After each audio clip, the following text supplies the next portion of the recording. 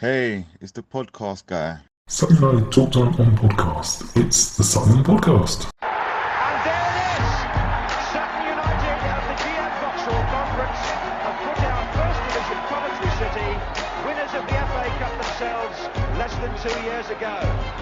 And what a moment to enjoy for the fans of this Surrey side. They've had their moments before, but never one like this. But the whistle goes down. Delight for Sutton United. Sutton United from the National League are through to the last 16 of the FA Cup. No longer English football's perennial non-league club. A 123-year crescendo reaches a new peak for Sutton United, who are promoted to the Football League for the first time. Hello and welcome to another episode of Sutton United Talk Time on podcast. It's the Sutton Podcast in association with Lucky Star Gin. I'm your host Mike, and joining me today we have Claire and Alex. In this episode, we're going to talk about the win against Solihull Moors, the start of the run, 2 in a row, 2 clean sheets. This is where it starts. I don't mind being wrong. I said after Christmas, but it's now, guys. And we're going to look forward to the visit of AFC Fylde, the 2022 league champions or whatever it was supposed to be. We love hearing from you, love the conversations, love all the retweets, Alex, thank you very much, and the likes and shares. Do love it on YouTube. I love seeing all the little extra likes. I'm like, they love me, they really do. Shout out to everyone who does it. I know it's sad, but Alex, how have you been? Yeah, good, thanks, mate. I was thinking about the pod today, and I realised this is my third one of the season, and it's 2 wins and a draw with only 1 goal conceded. So happy to sign up to the rest of them throughout the season if you need me. That's good news. Neil will be sulking about that because Neil hasn't lost. He's got a bad run. Yeah. And Claire, I will ask you how you are in a moment, but first of all, public thank you for the brilliant evening organised last week. Really, really interesting, and I know it's not everyone's cup of tea, but I'm sitting there going, it's stats and stuff. I love all this shit. But yeah, it was really, really insightful, and you could tell that John Meaney especially loved it because I left way after it finished, and he was still holding court. So it was. He was there till 11 o'clock. Yeah, I can imagine. So, but how have you been, and how now, especially you don't have to organise that stressful situation? How are you? I'm very good, thank you. I feel like I haven't done one of these for a really long time. I feel like this is actually possibly my first one this season, which feels a bit crazy. But really, really good. And thank you. I really enjoyed last week, and we will do similar things again. But yeah, absolutely shout out to Salis and Meany because they are absolute gems. And really appreciated them giving up their time to talk about what they do. And we'll do something similar, probably something more statty that I think you'll probably love even more.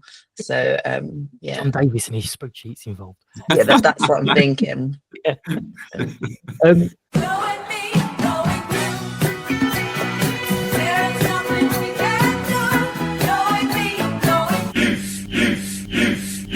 So, I set all these knowing me, knowing you questions on a random spreadsheet, and I don't really look at it. I'll be honest. I just copy and paste. And then when I saw the question earlier, I was like, that's probably not a great question for these two because they've got no claims to fame. But the question is, the knowing me, knowing you segment is your question is, what is your Sutton United claim to fame? So we'll go Alex first. What's your claim to fame? Get mine out of the way because we'll be here for an hour if we do all of Claire's. I think I've got 2, maybe 2.5. So first one is that I am a GIF. If you search Sutton United on the WhatsApp GIF bar, you get a picture of me celebrating wildly. I can't actually remember what I was celebrating because it's a celebration in the car park rather than like in the stands or something. So it's not even after a goal. I'm not sure what was going on, but perhaps I was just reflecting on a good moment. And the second, my favourite one though is I was invited by Claire to do the halftime sort of entertainment challenge that we used to do a couple of seasons ago, and that involved trying to score from the corner flag. So scoring along the line, basically curling it out and curling it back in. And it was quite funny because my mate who was down from Manchester that weekend did it as well at the same time, and he got his in first with a left-footed, lovely little slow curling one, which I then followed with an outside of the boot, even lofted finish, and we both ran off celebrating in front of the fans, and that was just a great moment. And the extra half is playing in the fans match alongside yourself, Mike. But I don't know if my performance would call that a claim to fame or something I shouldn't talk about, so I'm only giving that a half. Well, you at the hands of Claire's brother, you could have been killed. I'm going to be honest. Well, one instruction he gave was, perhaps that's a claim to fame. If I want the ball, I'll shout for it. Don't shout for me. Yeah. 3.5 minutes later, Alex goes, keeper's ball. Oh, no, Alex, don't do that. Genuinely the first cross of the match. My one contribution to the game was, Alex, don't do that. Yeah. Everyone thinks that Paul's the most mild-mannered man until they play football with him, and then they realise that there's a whole other side to him that they just don't know about. Yeah. We had a drink in the bar afterwards. He didn't mind. Oh no, he's fine once he's off the pitch. Don't hold a grudge. I thought the half was going to be you were going to say I've been on the podcast 3 times this year and I've not lost, but never mind. Well, we've got 2 unbeaten. No, it's fine. They're also unbeaten as well. 2 unbeaten guests. If this is your first appearance of the season, we're on fire. Yeah, absolutely. Claire, go on. What's your claim to fame? I go make a cup of tea while Claire does this. Well, I don't think this is really very fair to say that I've got a big long list, because I'm literally just going to pick one. And I'd be really interested to know what you think all my other ones are, but let's not do a podcast that's entirely about me, as much as that would be fun for everybody else. I'm going to claim, my claim to fame is that I won a Strikers Club competition many years ago to design a kit for the club. And my entry won, and I won a wonderful prize, and that was all very exciting. But then I was approached by the club to have said kit made. So, I mean, possibly one of the most unlucky kits we've ever worn. But from like kind of 2005 to 2008, that lovely striped number, courtesy of me. Yeah. So cool. I feel like that's, it also starts a theme, because unofficially the pink goalkeeper shirt was something that I massively requested, and Ben lovingly refers to that as the Claire kit. So I think I'm starting a theme here. Absolutely, yeah. And obviously, so if there's a colour you really want, I'm your gal. And it's obviously you're the super slow, so let's not forget that. It's a very difficult job, which I completely ignored the one time you asked me to do it. I was like, oh, I was supposed to do something. Right. So anyone else got their claim of fame, let me know. But another question, and this, Claire, you can't join in either because you did this the other night. Steve asked a question of Sutton fans, and I was going, there's only about 70 there. And then I worked out, I was like, actually, that's probably about 3% of our fan base at the moment. So the question was, where do you see Sutton in English football? So 92 clubs in the league and so on and so on. Where do you see Sutton sitting? Some of the answers were quite wild, and Claire actually banned me from putting number 1. I had to do a real... You're looking at 92 plus our league gives you 116. Yeah. So where would you put us in the 116? Or below, if you think we fit below. If you think, obviously, I'll cut him off. But... And is this where as in now, where you feel we are as a club at the moment? I think, given the squad overhaul in the summer and the fact that Steve is relatively new to the job, he's been in charge for less than a year, and the overhaul that's kind of happened in the summer and stuff, I would probably put us, let's say, 100th, i.e., just outside the playoffs in this league. Because, and the reason I say that is that I do think that with time and gelling and consistency, this team and this manager can get us higher than that, i.e. into the playoffs and hopefully up back into the league. But at the moment, I think that is our ceiling for this season. I don't think we will make the playoffs this season. I would love to be proved wrong, but that's kind of where I logically come down. That's interesting. So there are 46 people who partook in the little exercise. I went around I did the maths and added them all up, which was quite stressful. And of those 46, the average was 100. Oh, really? So it's There you go. 99.8 or something. 99.6. So we called it 100. Yeah, and So- I put Part of that is because, with the exception of obviously the last few years that we've had, I'm so used to Sutton being in the National League or below, obviously. So that is kind of part of it as well. That I still view those 3 years in League Two as like a fantasy fun thing that we had. I understand that the process of the club will be to try and make that the normality rather than this sort of exceptional few years. But yeah, that's yet to transition into my head. Yeah, I was the same. I when I was banned from putting one, I did kind of think about it and go, okay, 100. He then made some points afterwards with pointing out some of the clubs in our league and saying Forest Green, they're a championship club, and League One, Yeovil were championship, Oldham Premier League, and he was going through all these clubs, and we're putting ourselves in that category. It was interesting. So if anyone gives us any other ideas, let us know where you think the club sit. And it wasn't then 3% if only 40 odd people did it. So it was about 2% of the club's fan base averaged out at 100. And well done, Alex. You got the exact right. Well, that wasn't I didn't give you a very insightful answer. It basically turns out I went with everybody else. Well, if everyone's on the same page, yeah, and we're all kind of going, okay, realistically, we should be hovering around that last playoff spot. It resets everyone's sort of expectations a little bit, because you've obviously got people thinking that's it, we're going straight back up. I know the club's socials took a bit of a hit, and the videos took a bit of a hit where they're going, the idea is promotion. I don't think any of them actually said this season, but that's a totally different point. But yeah, let's know your thoughts. Onto the match. I haven't broken it down into moments. There was one very nice moment. I've not seen it back, but Mr. Wilkinson got a yellow card for simulation. What did you think of that, Claire? I've not watched that back either. It's always nice, isn't it? What was your instinct when it happened? Penalty.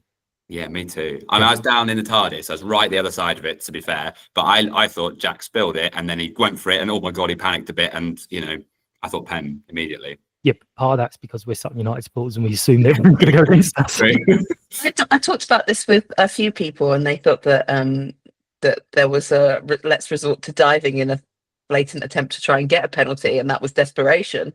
So I think you have those moments of like your gut reaction is to expect the worst, right? Yeah. And it comes back again to some of the things that we talked about last Thursday about how you like what you do with the ref, right? So if that happens and none of your players react and they don't try, then they're less inclined to give something. In a situation like that, if everybody runs over to the ref or they run over to the lino and they start trying to appeal something, you do potentially start playing the odds there and trying to win something more. So it's not always necessarily that the incident that itself is what results in a penalty. Sometimes it's the kind of bluntly the theatrics that follow. I think that's interesting, because the reason I didn't walk away from the game thinking, oh, we got away. I mean, I haven't watched it back, so I don't know if it was pen or not. The reason I didn't think, oh, we've got away with on there is because their players didn't really appeal massively. Like if you genuinely had been tripped, you would like to think that they would all be up in arms. I'm not saying that players should crowd the ref, but it does happen a lot. You would expect them to be quite vociferous in what they were saying. But actually, like the guy who got fouled sort of said, but the rest of them sort of got on with it, which made me think, okay, probably a decent decision. Yeah, no, I mean, any other player you'd have a bit of doubt, but the fellow who's taken a dislike to us for some reason, now we all go, okay, well, you don't like us, we don't like you, we don't know who you are or why you don't like us, but we don't like you either. And best guess is we rejected him as a kid because he's from Croydon, and no one knows why he celebrates like that against us when he scored. It's like, who are you? But yes, what did you think of? Let's go with Jack Wadham. Alex, what did you think of his performance? He's capped off with a goal. Difficult for him. Obviously, he's been away for a month or so. But what did you think of his performance?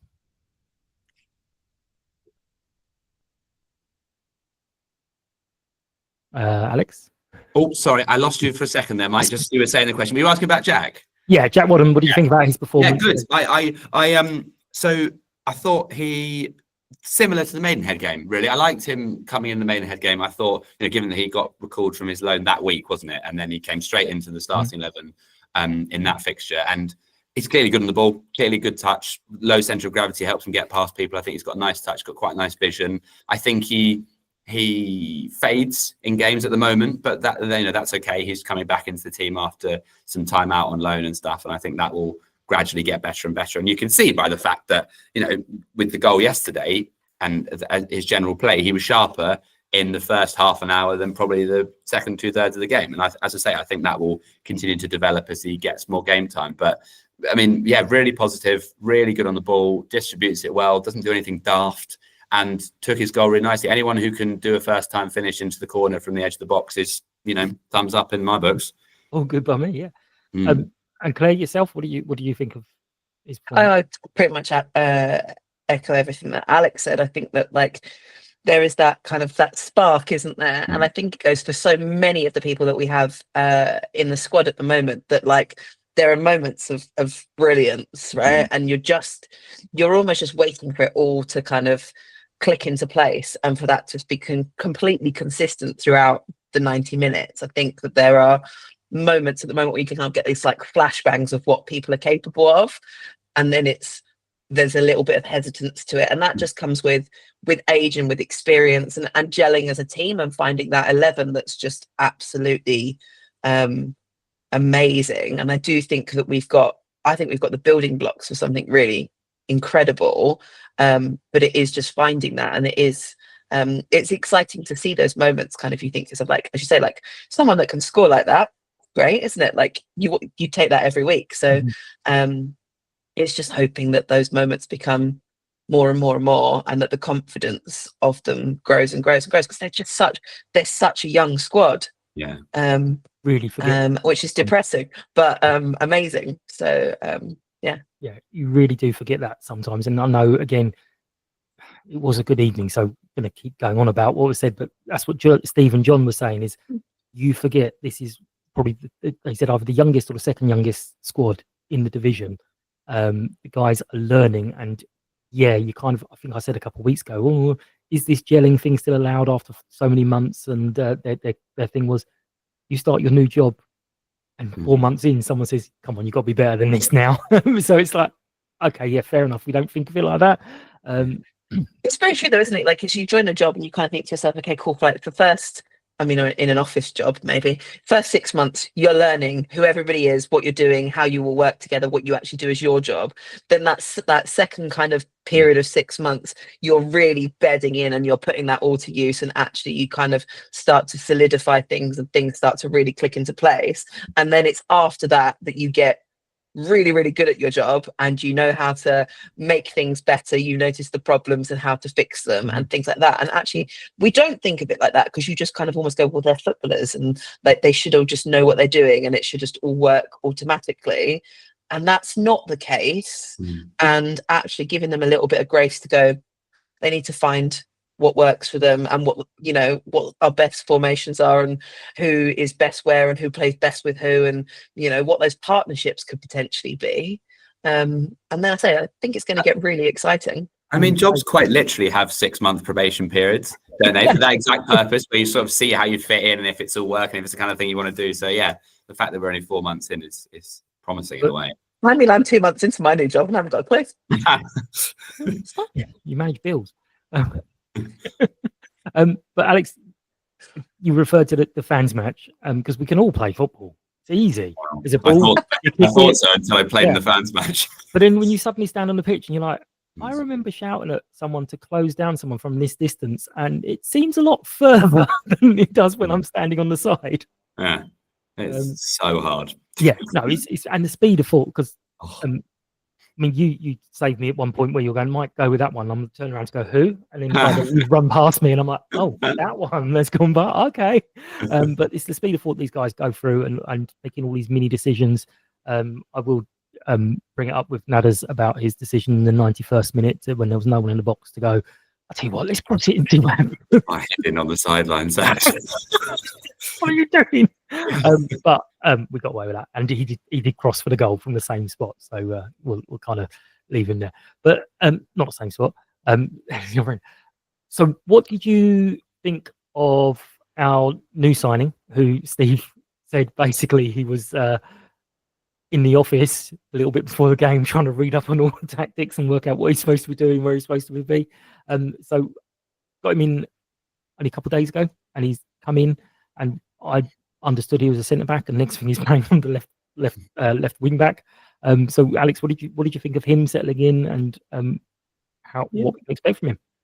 I don't know. Yeah, I think it's too hard to tell from last night. I thought he showed some bits of good stuff. Clearly got a good touch on the ball, a couple of decent crosses from the left, but equally at times, quite understandably looked like he sort of was quite tentative. It's not that he didn't know what was going on, but didn't quite know where to be or how to fit in with the tactical stuff, which makes total sense given that he was revising them before the game. I think an option in that position is good to go alongside Vaz and Charlie in that position. I think that it's working well, having a bit more of a consistent defence with Charlie in that left centre back position. I think having someone like Bez on his outside left in the wing back slot could be really good, and having a natural left footer there as well, rather than pushing Coley over that side or something is preferable, I think. So yeah, I hope that he starts again on Saturday, because I think it's good for them to play together lots. Yeah. Claire, any additional? No, I mean, I basically just spend the whole evening just saying what Alex said. Yeah, no, I think it just takes a bit of time for him to bed in, and then we'll see what happens. But I think it's probably a bit too early to tell at this point. But hopefully, yeah, some promise and some good partnerships that potentially could come out of that. But after a couple of days, it's kind of hard to know whether that's working or not, isn't it? A couple of days, but he was chucked into it, and there was nothing you could go, oh, actually, I thought he did bad there. So no, not at all. Exactly. So on the other players, so I am so brilliant at this whole social media thing. I'm great. I'm one of those in the know accounts. It's great to see all the not involved players at the game. And one of them told me something, and then they went, oh, that's not for quoting. And I'm looking blankly going, I wish I remembered what you said. Oh, you tease, Mike. Come on. Genuinely, I'm sitting there going, fuck, I should listen more to these people. Who was it? I can't even remember. I had conversations with 7 or 8 people, and I'm walking home going, Michael. you remember someone saying, that can't be quoted? And I'm like, what can't be quoted? What I love is you're the worst journalist ever. This is what happens to me all the time. And people go, oh, you were in the room for that meeting. Do you remember what said? And I was like, no, I get distracted by something shiny and I have no idea what's going on. So I'm like the best person to tell like important things to that you're not meant to tell anyone else, because I'm just not listening. If you've got a secret you need telling and you need to tell it, but you don't want to go on, tell me or Claire, because we fucking shit.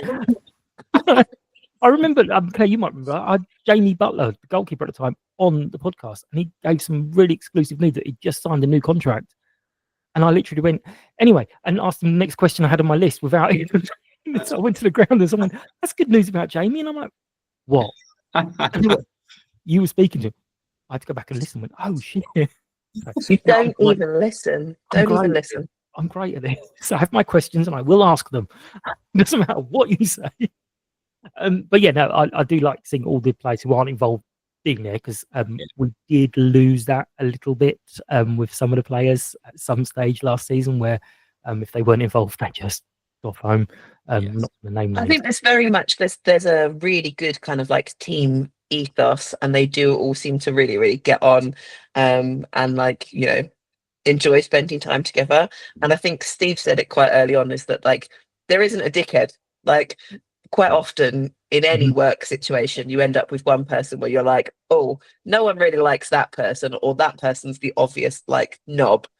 And there isn't that. Like they are a nice bunch of guys, which I think probably makes it the fact that they're supportive of each other kind of in what. And you can kind of see that like in teams that we've had previous, like kind of that first EFL season team that we had, like they are all still like mates, they all still hang out, like there's that camaraderie, and that's what you're trying to kind of bring together, because it's all well and good like what they do on the pitch, but if they don't actually get on, like that's not going to help the dynamic in any way.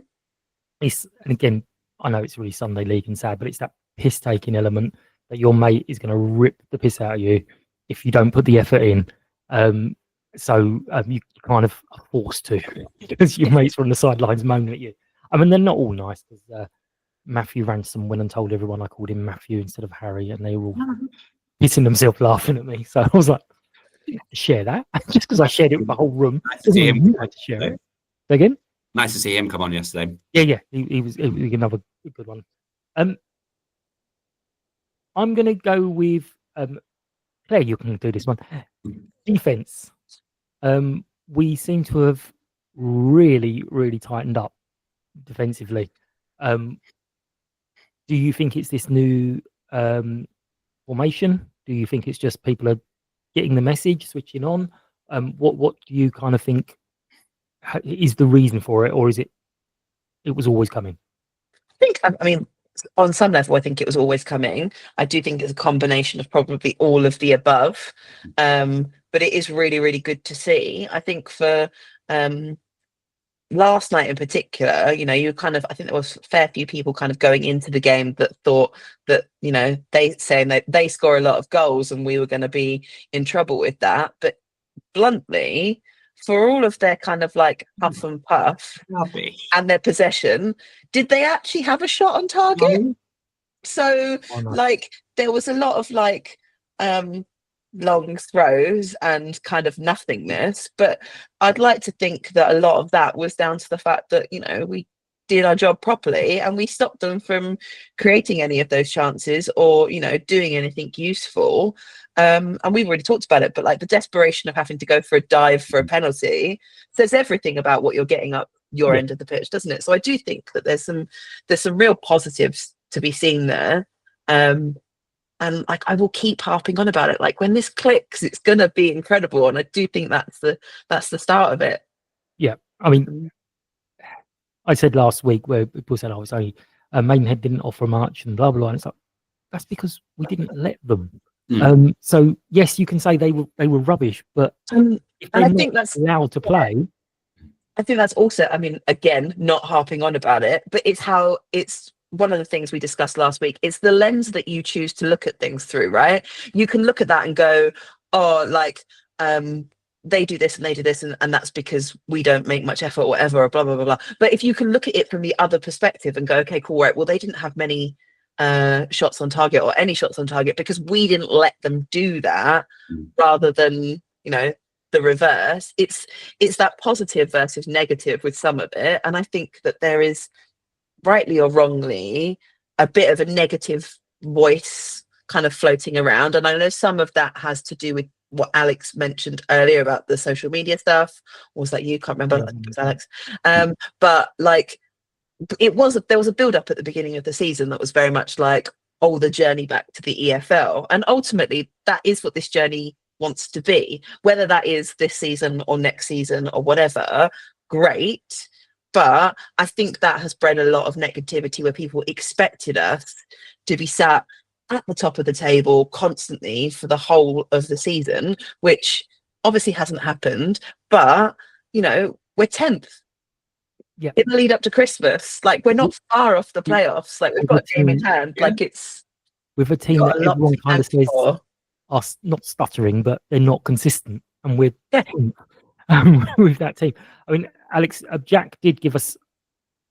He made sure we're all awake a couple of times with the juggling the ball. Jack Sims, sorry.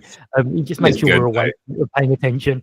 But what did you think of the defensive? Let's go with masterclass. Come on, let's just do that. Yeah. Okay. Yeah. So Jack, his positioning is so good. There were a couple of times where, you know, the ball gets sort of slipped in between the fullback and the right or left centre back, or depending on which side it is, and Jack is there, darts out edge of his penalty area, stops the danger by just grabbing the ball in a way that Steve Arnold, bless him, wasn't as, you know, adept at doing. It didn't come as naturally to him, and that is, you know, that's so good. It's just so reassuring. But for me, man of the match last night was Muller. I thought he was excellent. You know, to come in. First start since September, wasn't it? I think, given his injury, and he's got that knack that some central defenders have of just sort of being in the right place at the right time. whether that be blocking crosses or heading balls out, or, he's obviously can do the stuff on the ball that we would want them to do this season in the way that we're playing. And you can teach that to an extent, but it's harder to teach this sort of just habit of being in the right place. And he has got that. And I thought it was excellent last night. Yeah, no, he was. I mean, there was a couple of choices for the man of the match. There was him, there was Nadders, and given to Jack Wadham, who's often given to people who score the goal. Sure. But yeah, you sit there and you're like, well, that's a defence. We haven't got a Coley, who was great. We haven't got Kirk, who was great. I was worried when Kirk wasn't in the squad. Yeah, so it's like you're sitting there going, oh, actually, we've got lots of options. And talking of options, then you've got the midfield, where we've got a completely different three at the moment that was playing a few weeks ago. So, I mean, obviously there's injuries, so that doesn't help. Jaden was there last night on crutches. He said he's fine. Oh, well, I basically shook my head going, why did you do that? But what do you think about the midfield now? We seem to have settled on this 5, well, depending on whether we're attacking or defending, for either 5-3-2 or 5-3-5, whatever. I don't know. I get confused. But what do you think of the midfield trio, basically? Alex, it's you. Okay. I am in danger of doing the same thing I did last season, and that is falling in love with a lone player. Did it with Charlie Lakin last season. And last time I was on the pod with you, Mike, I said about Finlay that I think it was the Yeovil game, and he had played on Saturday and played well. I can't remember who he played before. And then we didn't start him in the Yeovil game as part of the rest and rotation thing. And then he came on and was so great. And I realised how much we missed him when he's not playing. That has just grown and grown. He is growing into it so much. That in another good game last night, he's clearly just growing into confidence, both on the ball and what he does, but also his role within the team, which for a man as young as he is so impressive.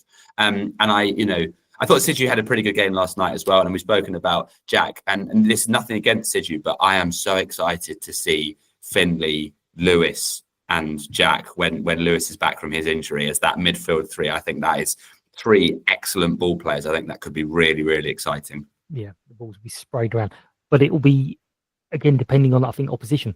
So, Claire, I mean, what do you think of our midfield options? Because if we're going for lesser teams, and I hate saying that because we're Sutton, but we will then be able to go attacking with those players, or we will then be able to bring in the more defensive players. And then where does Jaden fit into all this? So, what are you thinking of the midfield options that we've managed to get? I think the really exciting point in that whole sentence is options. And I feel like for such a long time that perhaps we haven't necessarily had options, and we haven't always had that kind of ability to mix it up and really look at who are we playing, how do we need to respond to that, how do we best deal with what we're going to go up against. So I think that's the really exciting thing, and there's such a mix there that could actually, you can kind of click around and play around with it, which is quite cool. Like Alex, it's that risky thing of falling in love with a lone player, isn't it? But I do think that there's something really spectacular to watch there with Finlay. I thought Sij had a really great game last night, and I'd have put him in kind of contention for man of the match as well, to be honest. I know we'll probably come to that at the end. That's my vote for the poll. But yeah, I just think that the options seem to be quite exciting. And at the moment, maybe like not having that set in stone is actually quite good. The fact that we can respond and kind of flex to those stuff. So yeah, lots of exciting things to watch, I think. Yeah, absolutely. We'll talk about the attacking side, because that's where we're potentially lacking at the moment. I was talking to someone last night, and obviously Harry has left us, and he's obviously entitled to go elsewhere, but he's in a struggling team at the bottom of League Two, and you just look and think, imagine Harry Smith with all these players around him, how many goals he would have scored here. So I mean, where do you see? I wouldn't swap him for Will Davis. Sorry, Mike, I've jumped over there. I would not swap him for Will Davis in a heartbeat. Fair enough. I was going to be saying, where do you see our strengths attacking wise? I'll start with Claire, because Alex, I've riled him, man. No, but I absolutely wholeheartedly agree. I don't think if you took a kind of step back and go, okay, cool, like of all the people that we got rid of or that we lost or who chose to go or whatever, is there anyone that you would necessarily bring back into this squad because you think that it could strengthen it? And I know that with a lot of people having these kind of conversations, we miss this person, but actually I think what we've got has more potential than what we had. Yeah. And it'd be quite easy to say, oh yeah, you could, Harry Smith would work really well with this. But again, I wouldn't swap him for Will. I think there's some really exciting stuff coming that way. Naz is pretty great. There are so many options. I can't stop being overly excited and enthusiastic, which is not my normal wheelhouse. You all know me as an eternal pessimist. So I think that what we've got is exciting. Yeah. I need to calm down. What I was going to say, we seem to be making chances, but not putting them away yet. That's that spark, isn't it? And that kind of Is it, which will come. Is it luck? Is it luck, or is it just we're not doing it right? One, I think the practice is there, and like there was a set piece towards the end last night, and I can't remember who it was, and Harry was like, he stays late to practice these at training, and you could see that it was just ever so slightly off, and we're getting there. Like it's just that finishing. Yeah, I mean, I joked around it earlier, but actually I do know it frustrates people a little bit because we will get the ball, we'll get into positions, and then we'll go backwards. And what I joked around earlier was Nadas put the ball in and there was no one there. Now that would have absolutely infuriated the bench because their whole thing is don't give the ball away. It's basically, if it's not on, go back and go. And I know everyone on the sidelines, and I do it as well. So, oh, come on, just break forward. But if there's no one there, what's the point of pushing it? But Alex, what do you jump in with the attacking options and why you wouldn't change them?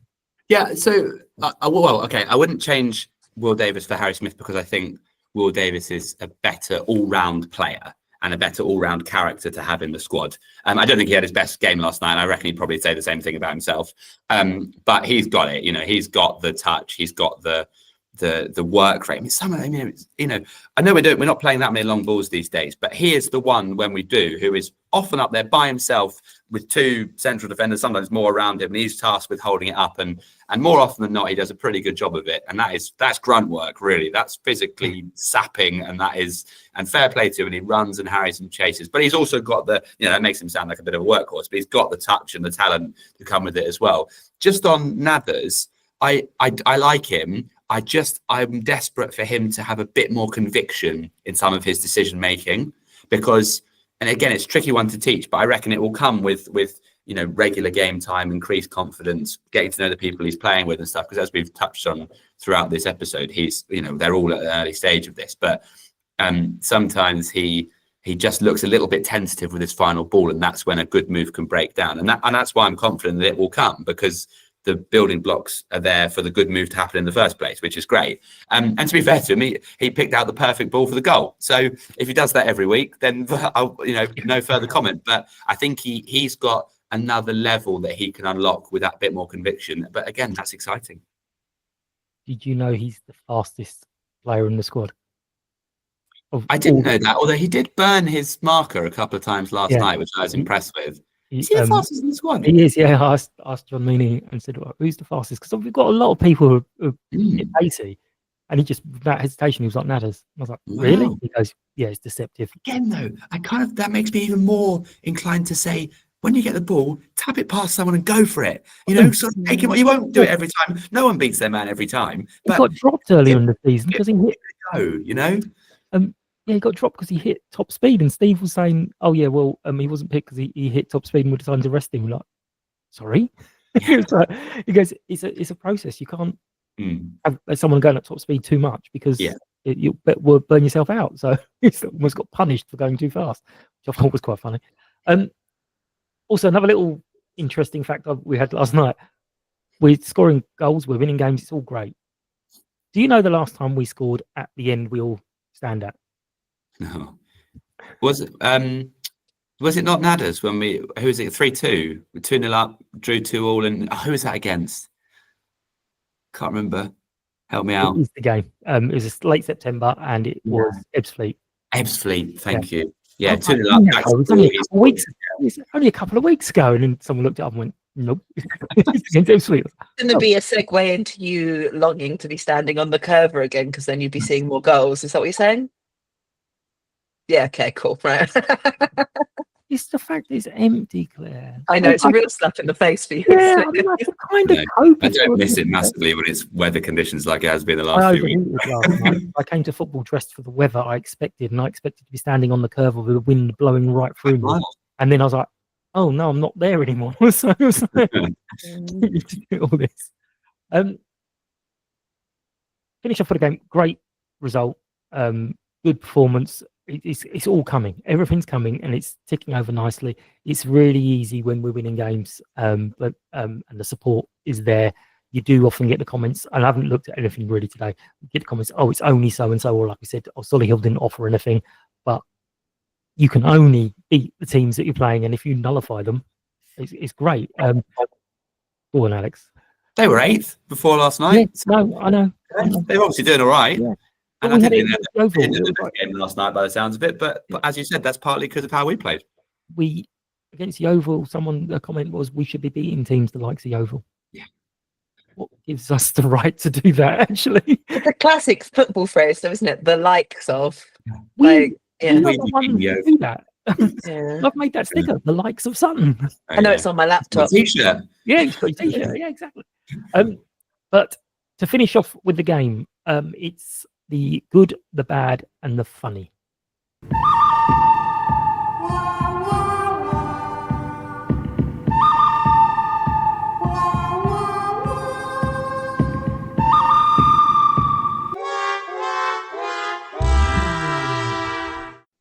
So, Claire, what was good for you last night?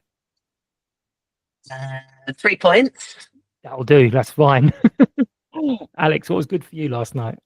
It's the whole match day experience, by the way, Claire. I think you What got that. was Okay. a good clean sheet for me? Clean sheet, always good. Excellent. Alex, what was bad? Bad was the decision from Nadders to cross the ball to their goalkeeper, and I'd actually did a pirouette on the touchline because I couldn't believe he'd just gone to the corner. It's like the 93rd minute, and we're trying to see out a win. He just chipped it to their goalie. He thought someone would be there. Fair play to him, but next time, mate, go to the corner. To be fair, he can take it, because when there was the supporters event the other week, Yeah. he was there just chatting. I was like, right, it's a good time now to talk about the Birmingham chance. It was like, That was harder. and then Harry brought someone over to talk to him. Harry Ransom was like, "Oh, Nadders, this guy wants to ask you about the Birmingham game," and he just turned and looked, and he was like, "He's just done it to me as well." So yeah, He's a good he lad. can take it, so it's fine. We won the game. It didn't cost us anything. We can slag him off as much as we like. Claire, what was bad for you? Well, if we're going for whole match experience, Yeah. the selfies that you and I took after the game, they're horrific. There we go. You got to share those on your platforms, Mike. Yeah. Surely. No, Mike looks good. It's me that looks horrific, and I will not be sharing them. I might just fuzzy out my face. Mike looks good. Is all you just. I mean, to be fair, looks like Santa Claus. I've got the white dye coming soon, so I can Nice. proper Santa it up. Claire, what was funny for you? Oh, what was funny? Oh, that's a hard one. I don't know. Speaking to me at half time, obviously. I mean, you are a laugh a minute. Hilarious. Absolutely. Can't say fairer than that. I think Bruce telling me off for daring to go on a holiday was quite funny. Always makes me laugh. Young Bruce or Bruce Chairman?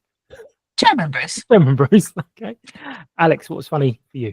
I think it was the 87th or 88th minute, something like that, and they were attacking down their right wing, and one of our lads put in a tackle, and it bounced off their player and out for a goal kick, which at that point in the game feels like, I mean, I celebrated it more than the goal. I celebrated it more than anything last night. Loud clapping, loud shouting, and my dad just turned to me and said, "You've got to mention that on the podcast tomorrow." So that was my funny. For me, there was loads of kids saying hello to me. I mean, Oh, no. that reminds. I completely forgot about this, right? So during the second half, I walked from where we stand behind the goal to go and go around towards the tunnel. And there were a bunch of kids in the first bit of the seats that all had their hands out that made me high-five them as I walked along. Oh, right. I felt like an absolute celebrity. And I was like, I don't Me, and I understand was why like, this just happened. Yeah, because I just passed another bunch earlier and they kept going, Sutton podcast, hi. And I, stop.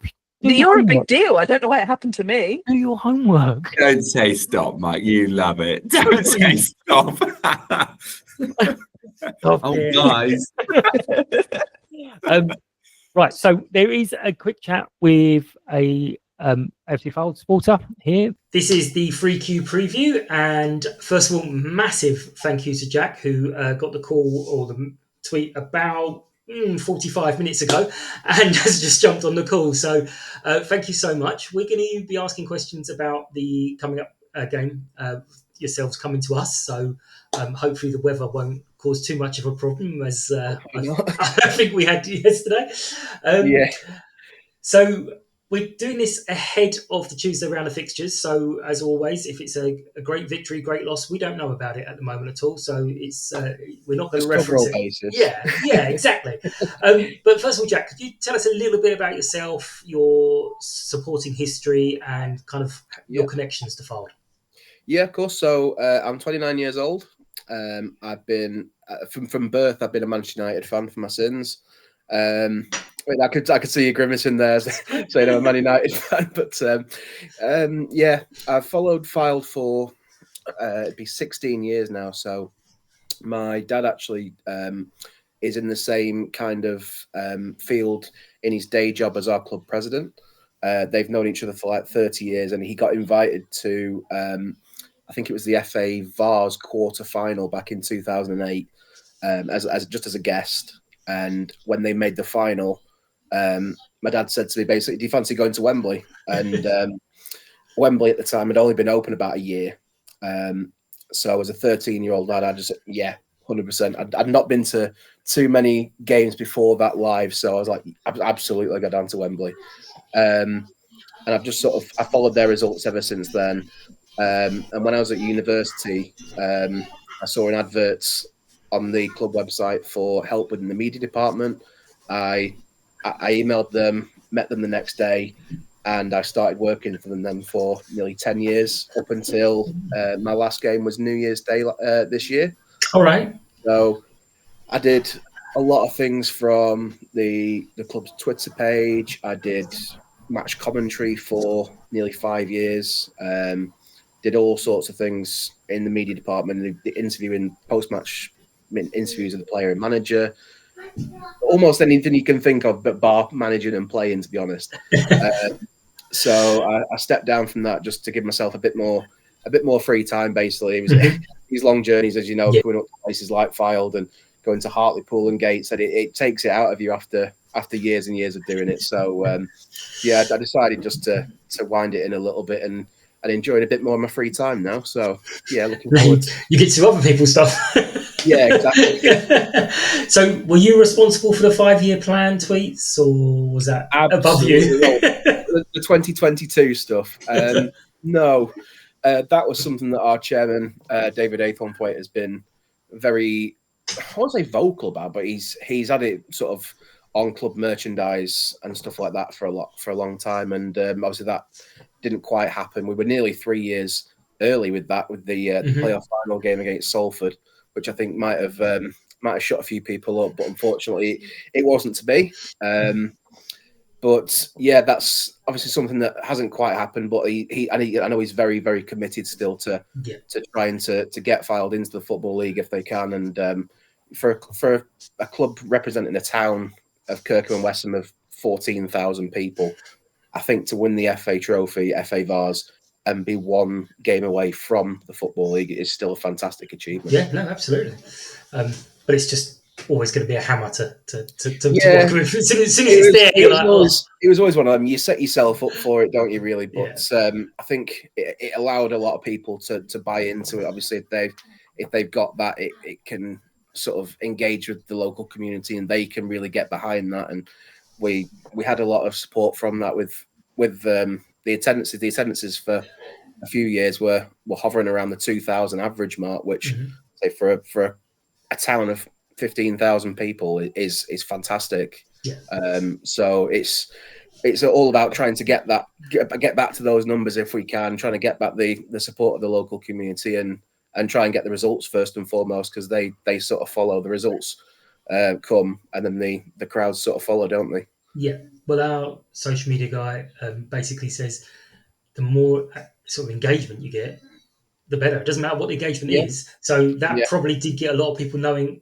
cheeky gits, what do they think they're going to be doing? And at least they didn't notice you guys. So exactly. But for the season, what were your expectations? Did they align with the fan bases in general? And how has it gone so far to those expectations? I think the fan base, was a little bit torn 50-50. I think some were just happy for us to survive another year, whereas from being involved in the club for so long, I knew a lot of the players personally. I knew how good they were. I know the potential that the club had and some of the players had. And I thought after last year, we had such a very good second half of the season under Chris Beach. We were very difficult to beat, and we got a lot of impressive results that a top half finish at least could be attainable. I still think that is the case if we can get our act together. But it's a case again this season. I've just been writing about it actually. The defense again is a big issue. We've conceded the most goals in the division so far this season, and it just anything we do up front is negated by the issues we've got at the back. We can score as many goals as we want, but if you concede in 2-3s every week, then you're not going to win many football matches. So we know we've got the quality up front to hurt a lot of the teams. We've beaten Solihull Moors, we've beaten Gateshead at home, we've beaten Aldershot 5-2. You know, we've had some very eye-catching results when we put our mind to it, when we really work hard. But there's been too many times this season where we've played well for the majority of the game and then just rolled over in certain periods where we'll concede goals quickly, one after the other, and it's kind of killed us in quite a few games. So it's just about trying to make ourselves a bit more difficult to break down, difficult to beat. And I think the quality we've got up front with, you know, the likes of Gavin Massey, Nick Horton, Charlie Jolly, they are Football League quality players. And if we can tighten ourselves up at the back, I think the goals will follow at the other end. Perfect. You've basically gone through the second question, the strengths, weaknesses, and are there any players to look out for? That's marvellous. How do you see the match going? I mean, we've tightened up defensively in the last few weeks, and it's at the expense of bombing forward. So how do you see the match going? Do you see it a bit tight? Do you see it a nice open basketball type game? I think it will be a tight game, to be honest.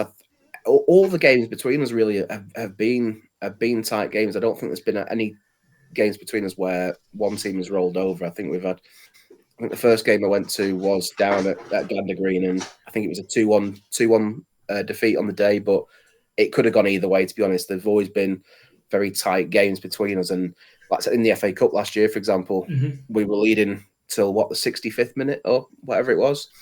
And I think Harry Smith just had those two really good chances, and he's a quality player. So he hurt us that day. And I don't think it will be, let's say, a walkover either way. I think it's going to be decided by the odd goal, if not a draw.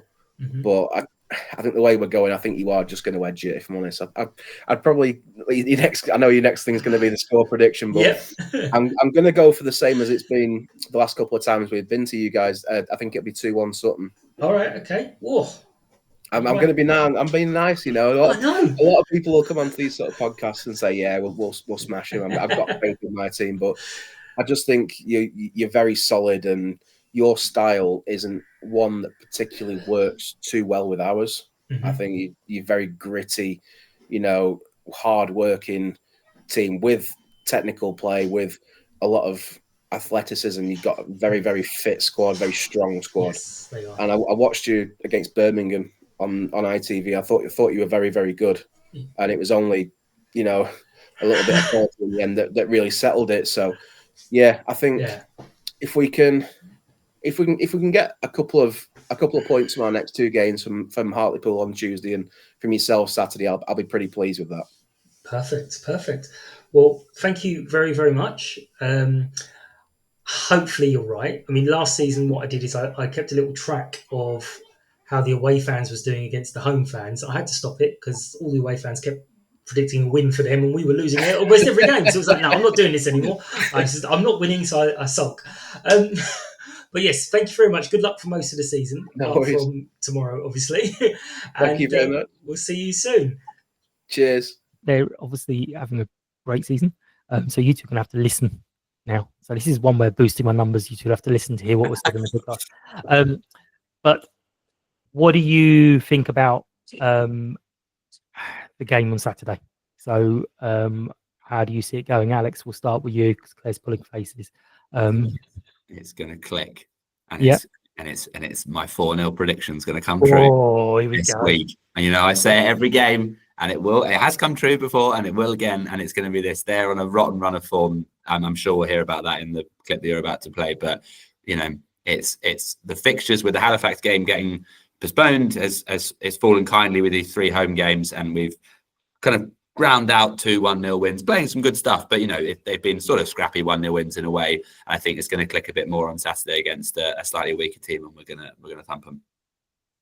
And after that, and I love the nil, by the way, as well. After that, we then have Ebbsfleet in the trophy, and they're struggling. And after that, we got the one of the under 21s.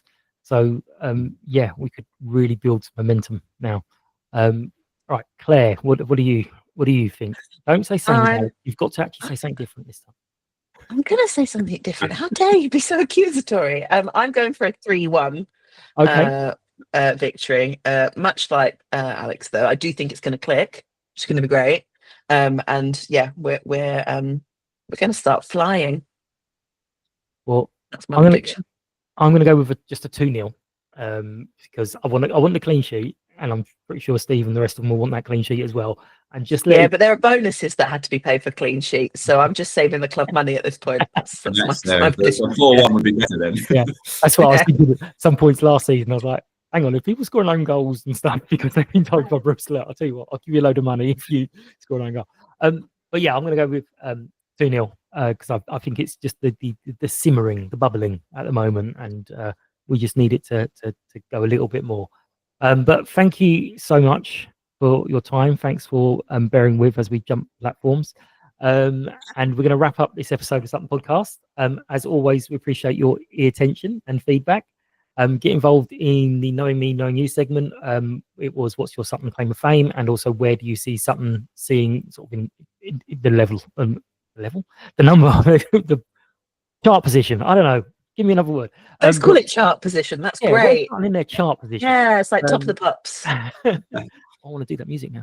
But don't forget to follow, like, and subscribe. Thumbs up on YouTube, everyone. I love it. And not just here on YouTube. We are back next week. We've got Chris and Neil. And I've just realised today that I haven't sorted out the planner beyond that. So you guys will be getting an email very shortly going, hey, it's December. I mean, we're going to lose if Neil's on. No, do you want to just keep me and Alex? Come back. But yes, thank you to both of you guys. As I said, thank you everyone listening. Thanks to Lucky Star Gin. Take care, and we'll see you soon. Bye-bye. United!